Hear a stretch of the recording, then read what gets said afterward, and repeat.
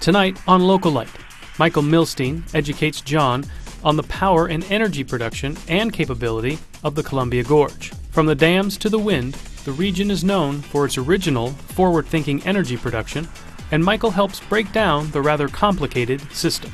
That's all coming up on Localite.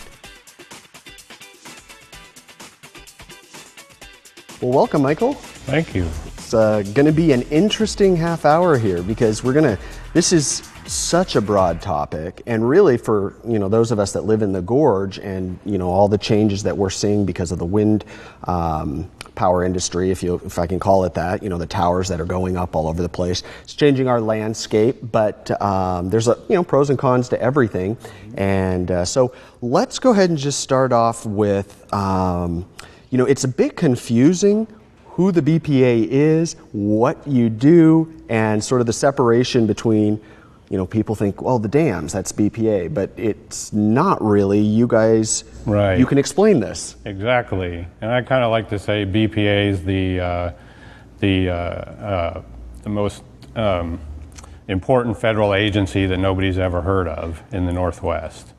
It's interesting because it's a federal agency, but it's also a nonprofit utility in a sense, so because we're distributing power that's generated at the dams. And it was developed that way because the country didn't want the power produced by the dams to be used for profit by private companies, and so BPA was formed to actually distribute that on a nonprofit basis for the public good. Okay. And so while the Corps of Engineers and the Bureau of Reclamation actually built the dams, BPA takes the power from the dams and distributes it through our transmission system to local utilities like those here in the gorge. Okay, so was the BPA then in existence before the dams, or was it sort of a byproduct of the dams? BPA was actually created when Bonneville Dam was first completed. And it was at President Roosevelt's initiative that he felt that the Columbia River and the power it produced was a Northwest resource, and so the Northwest should actually benefit from that power as opposed to it being used for profitable purposes by private industry.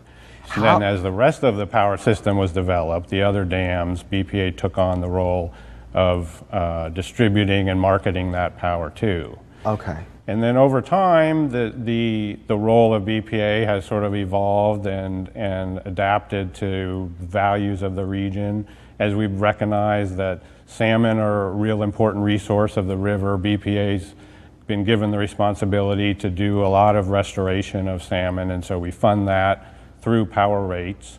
All our funding comes through power rates. We get no taxpayer revenue. So that's why we're one of the few federal agencies that actually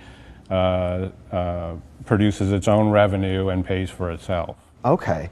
Now BPA, I know, and we'll get into this a bit more, but some of the power that goes out onto the grid, and we'll have you explain a bit about the grid and how that works, but that power, gets distributed or sent to other areas in the country. But is the BPA, as far as its footprint and its local sort of authority, is it just in the Northwest? Yes, and our service area basically encompasses the basin of the Columbia River. And we were created that way so that people within the Columbia Basin could benefit from the power of the river. It's a very Northwest-centric view. Now, to the extent that we have power that's generated beyond what the Northwest needs, then we can go out on the market and sell that power. A lot of it, you may know, goes south to California, and that was when the hydro system was originally developed.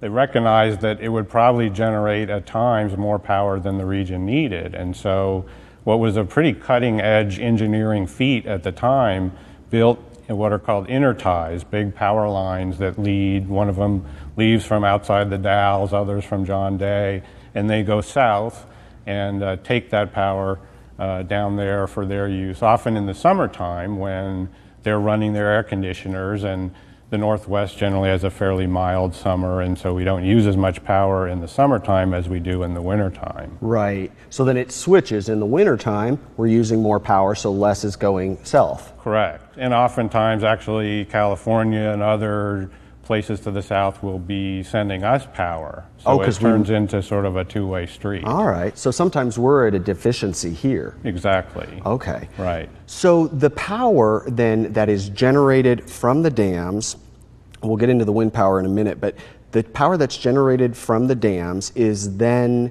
transmitted, if that's the correct word. That is. Out into the grid. Right. The grid is actually what? The grid is essentially a network of transmission lines. That's probably the plainest way to describe it. And it's quite interesting the way it developed. And BPA owns about 75% of the grid in the Northwest.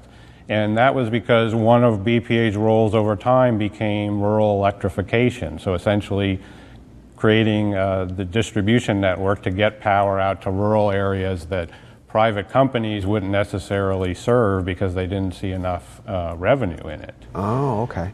So we ended up with this, both for that reason and to handle the power from the dams, we ended up with this major transmission system, which is a big part of the Northwest grid.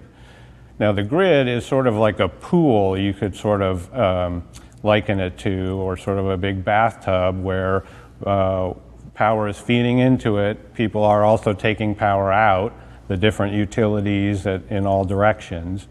And the amount of power going in and the amount of power coming out has to exactly match up at any one time. So if you envision it as a pool, that water level has to stay even. Oh. If it varies, if more power comes in than is going out, then things can tip out of balance and you start to have blackouts. So it's really critical that at every moment in time, the power generation exactly matches power demand. So you hit on a really important thing, blackouts, and we don't necessarily experience them so much in the Northwest, but I'm quite familiar with them in Southern California.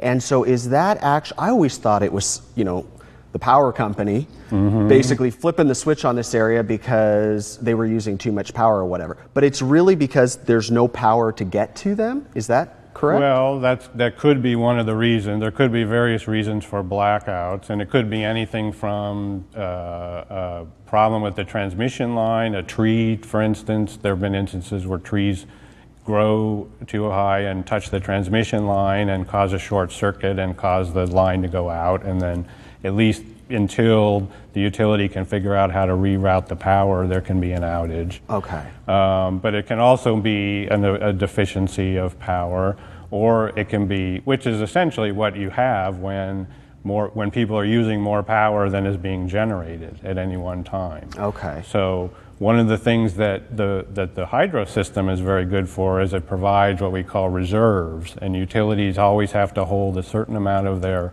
generating capacity in reserve so that if suddenly power demand goes up unexpectedly, you can immediately turn those on and meet that demand. Okay. Well, we're going to take a quick break here, but when we come back, we'll continue learning more about this stuff. Fascinating. You guys stay with us. We'll be right back. Up next, We have a few seconds, essentially, and that's why we have to have some of our power generating capacity. Some of the turbines, and it's generally at the dams, have to be not running but ready to run at a moment's notice so that they can rapidly come on.